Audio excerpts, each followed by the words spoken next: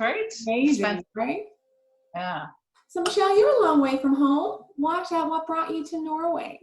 Well, I left Newfoundland in 2009 to set out on kind of an adventure. At the time I was looking for a change, I guess, in my life, and I headed off to Saudi Arabia, of all places. I returned to my original profession of teaching, and I spent a few years teaching there and also in South Korea, and then I reconnected with my first love, and he is a Norwegian. We had met in St. John's in 1992. And we reconnected again in India, of all places, in 2012. So we spent a few years, we lived in India.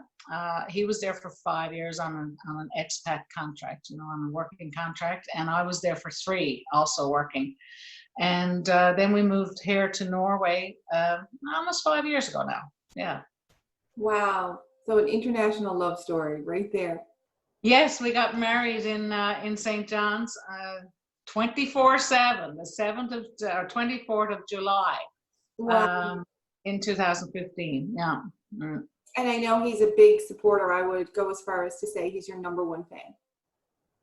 Quite possibly. Yeah, no, it's wonderful, that universe, spirit, whatever you want to call it, brought us back together again, because we were certainly meant to be together. Yeah. So Michelle, tell me a little bit about why you took up painting. Where did that come from? Well, it's kind of a short but maybe long story. I had dabbled with painting a few years back. I mean, we're going back quite a few years, maybe 15 years or so. And it was basically just I made a couple of small little pictures for friends and at Christmas time, actually, as presents. And that was it. That was all I did with it. When I was living in India, I did dabble with it again, but never really took it serious. I, made a couple of pictures, but that was, there was nothing to it really. And a few years ago, we were home in Newfoundland for Christmas. And on New Year's Day, 2017, I pulled out all my old painting supplies that I had in storage, and I made a picture. And I guess the only way I can really describe it, Roberta, is that I felt something shift inside of me. I felt different. It was just making that painting made me feel different. So when I came back to Norway then, I decided to, just follow my curiosity, basically. I absorbed everything that I could get my hands on about how to paint. YouTube, in fact, was my biggest source. I watched literally hundreds of videos on like how to blend colors and how to use different textures and different mediums and all these kinds of different techniques and things like that. And I just started practicing. And, I honestly, I'm not obsessive compulsive, but I have a little bit of that in me, I'm sure, because I was literally painting in my sleep. That very first year, like I started January 1st, the whole year, I painted 138 paintings. Oh my God. And thankfully, I sold almost all of them to people in 7 different countries. I mean, the power of the internet, right?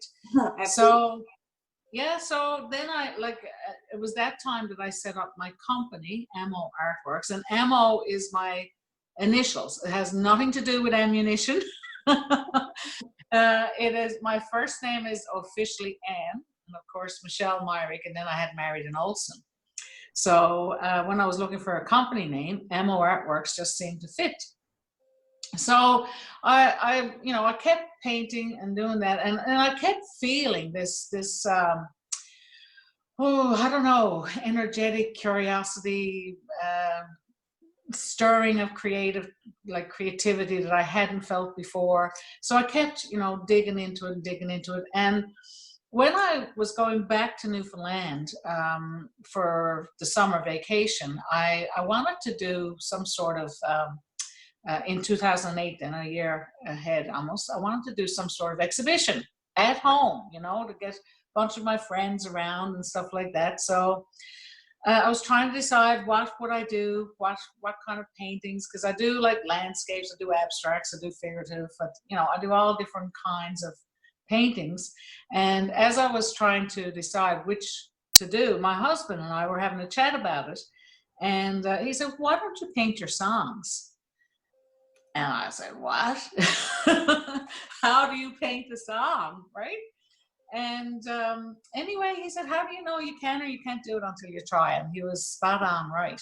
So I went down to my little studio in the basement, and I actually picked the very first song I'd ever written, which is well over 30 years ago.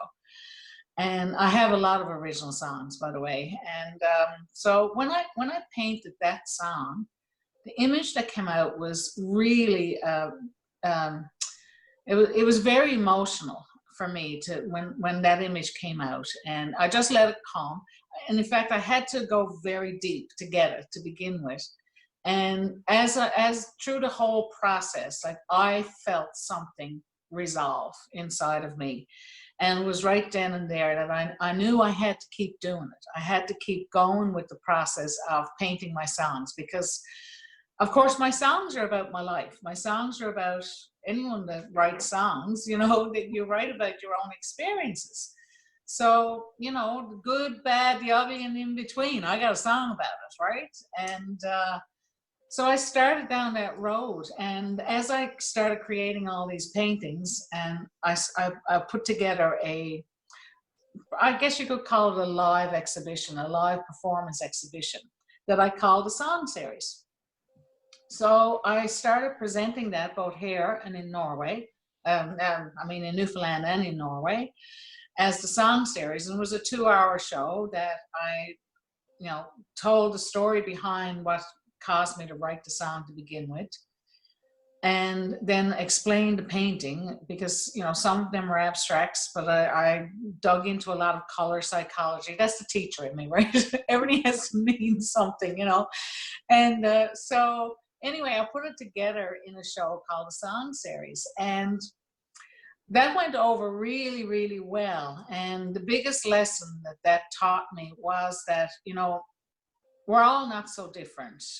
We might go through different things, but we experience those life events on a similar emotional level.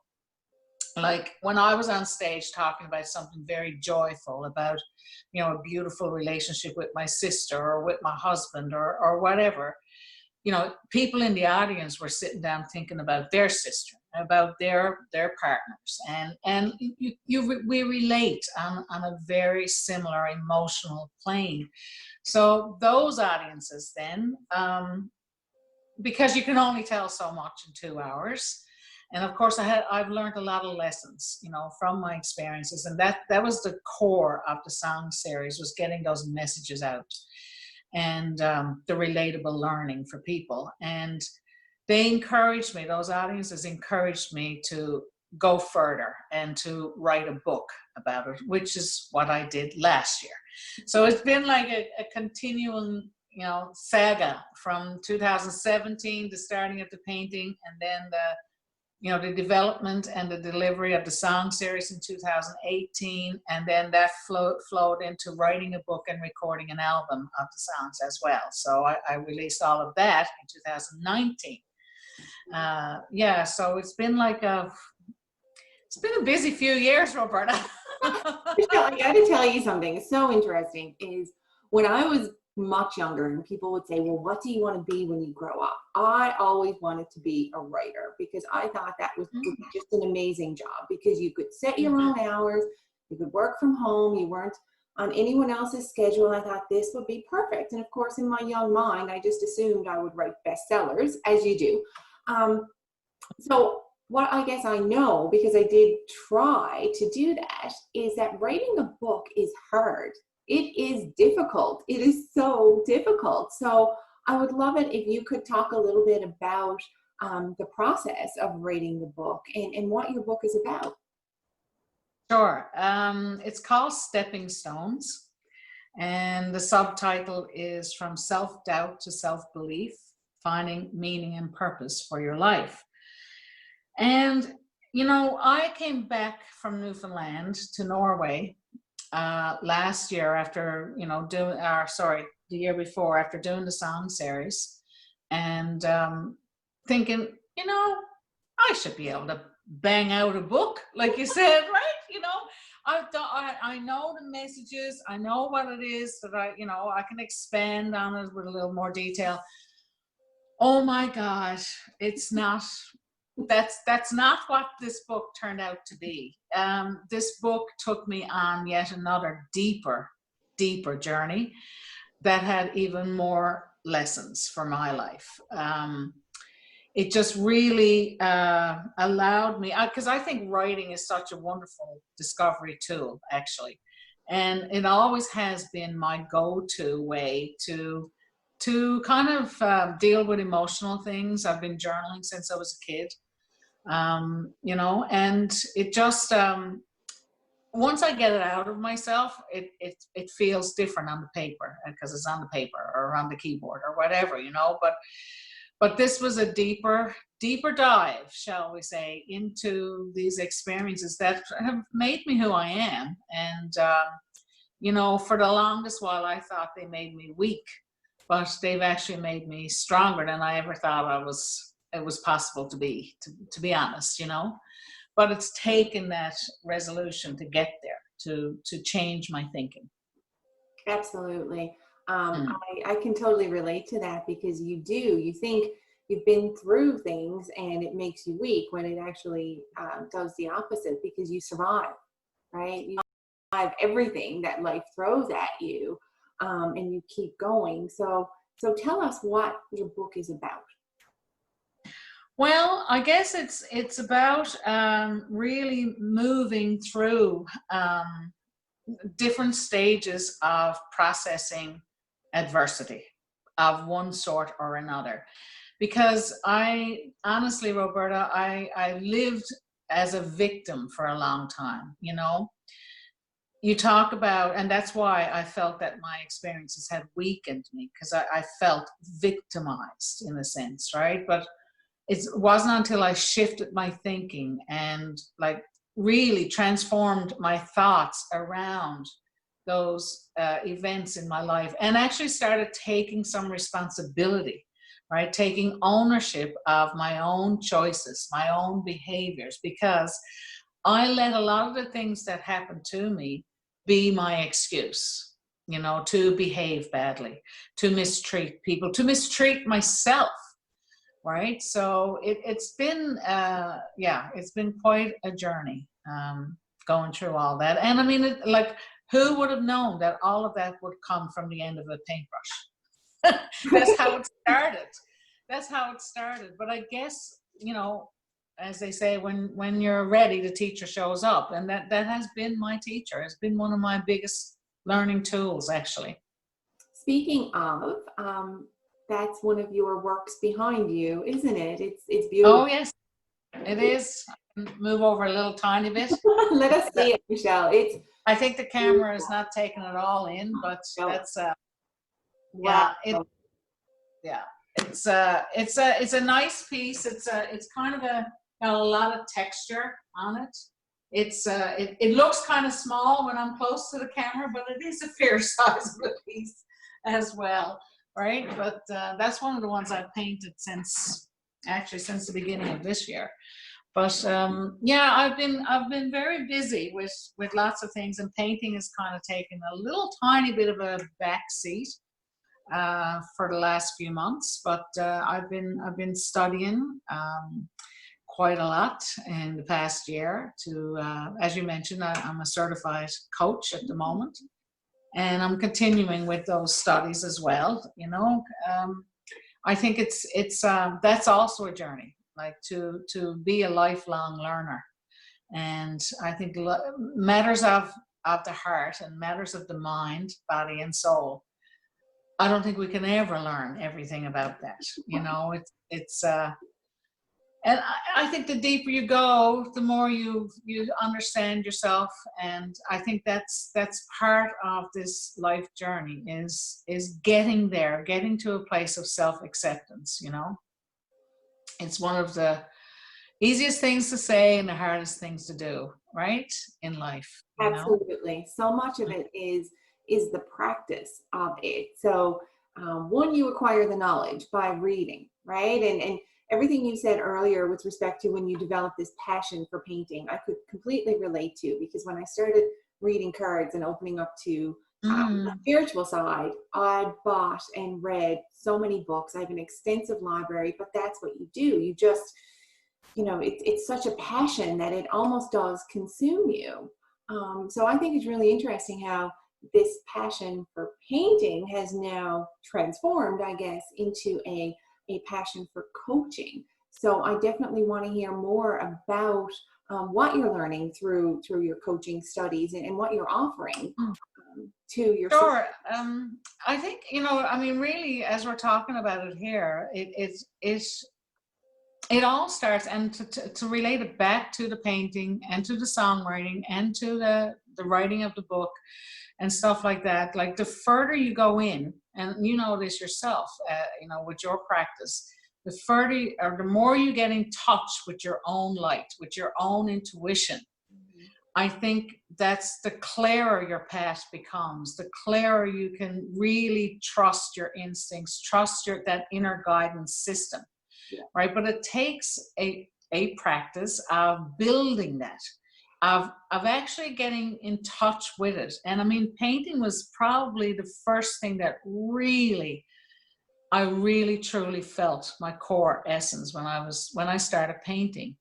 And that has led me to all these other things, because I kept nurturing that feeling. I kept going deeper. I kept getting to know myself in that way on a much deeper level, right? And because of that, I think it has opened me up, and it has opened the world up to me as well, and I can actually more confidently step forward.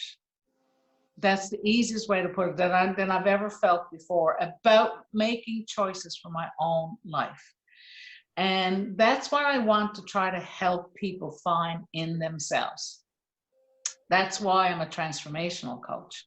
I want to help people transform, what they've been through, to be able to go inside and discover that strength and inner core of themselves, so that they can use it to shine brightly in the world, to express their gifts and their talents without fear of judgment, without fear of being rejected, without all of that stuff that we have in our heads that gets, it makes for the foggy brain, right? So I've been working actually with a coach myself to develop a program based upon what I bring to the table, how I can use what I have, like my creative side, my teaching side, how I can bring it all together to help somebody, go through a similar process in their lives of what I've gone through, right? And I'm releasing a program called Be the Lighthouse. Ah. Yes, and this has meaning all over the place for me, as you well know. I actually grew up at a lighthouse. I'm a lighthouse girl, and the metaphors with, the marine metaphors connected with lighthouses are so similar to that of self-discovery and, being more mindful and bringing more awareness to the table. I mean, it is about standing strong in the face of a storm. We're always going to be challenged. We're always going to face obstacles, no matter what we do in life. We can't avoid that, and we can't control that, right? All we have control over is how we handle it, how we live our lives with that circumstance, whatever that circumstance is, in our world at the time. And so the Be the Lighthouse is about finding that light inside yourself and shining it out brightly, so that, you don't have to go out searching for the things that you want in your life. They find you. When you shine your light brightly, You know, the things that you want in the world, they can find you. You attract them to you, right? And that's what this is about. It's about finding that confidence and certainty and security of self, right? That's what Be the Lighthouse is all about. I'm so proud of this program.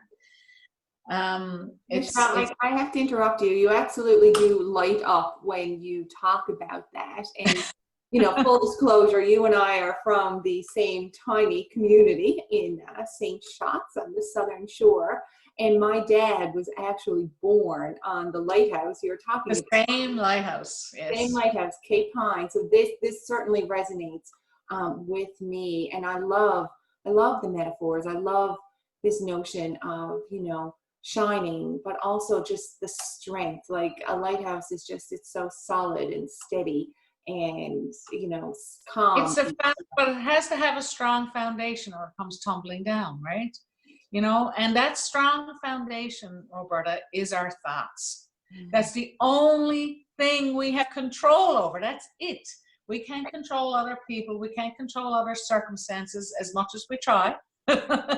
Right? But the only thing we can control is what we think about things, our own thoughts. And it's our thoughts that create our feelings, that result in our actions, that create the circumstances of our lives. It's like the domino effect, you know. That's the human matrix, but it all goes back to a thought. And it's about digging out those thoughts that make you feel bad, right? Getting to the root of them is not about replacing them. It's not about replacing one negative thought with a positive, or just going around, I have to think positive, I have to think positive. That's not going to work, you know. No. You need to transform the thought. You need to change it, right? And feel it in a certainty inside of yourself that you believe it.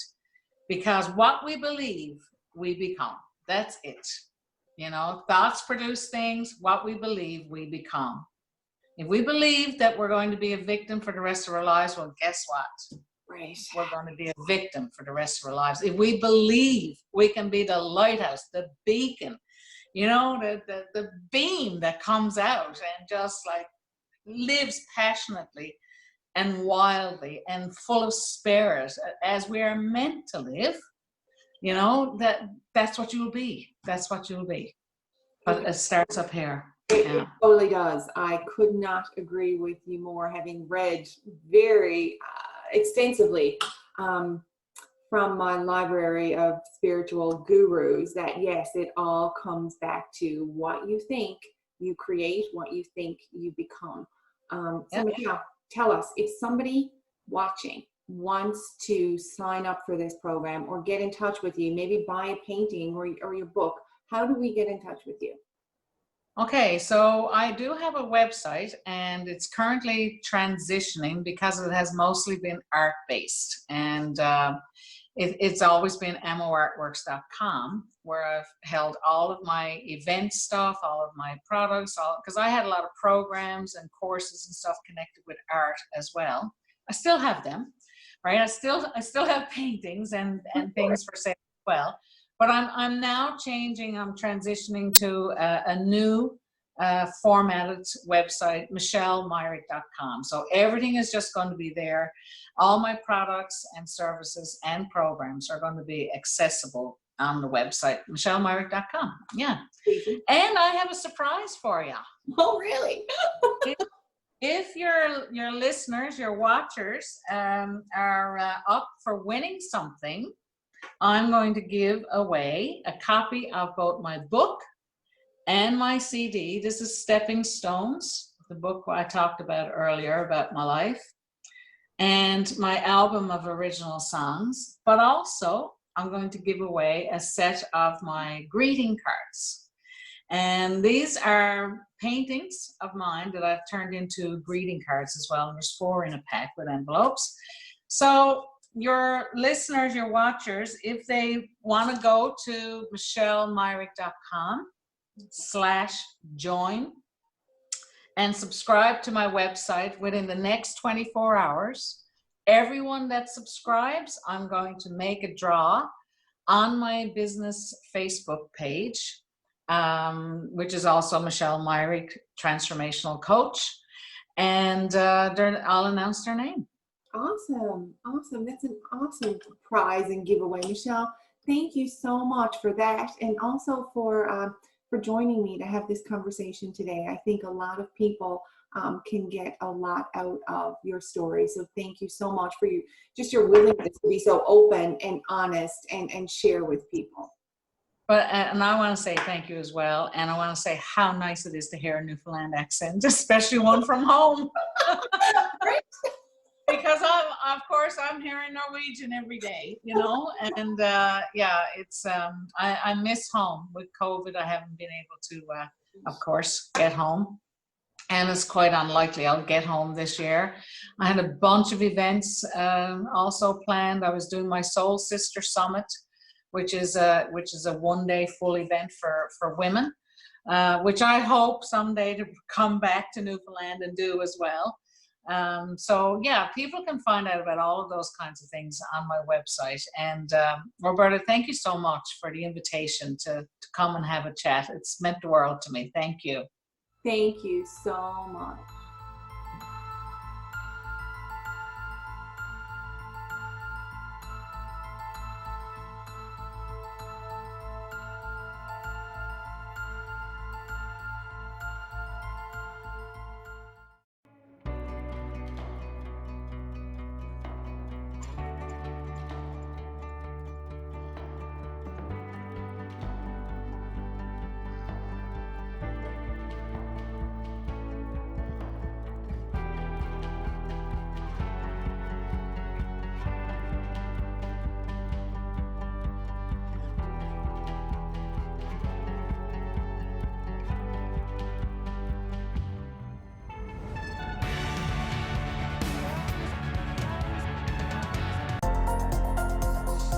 The following program is brought to you by Rogers Anyplace TV. Enjoy exclusive content for free. Visit RogersAnyplaceTV.com. Call the Rogers TV viewer response line, email us, or connect with us on social media.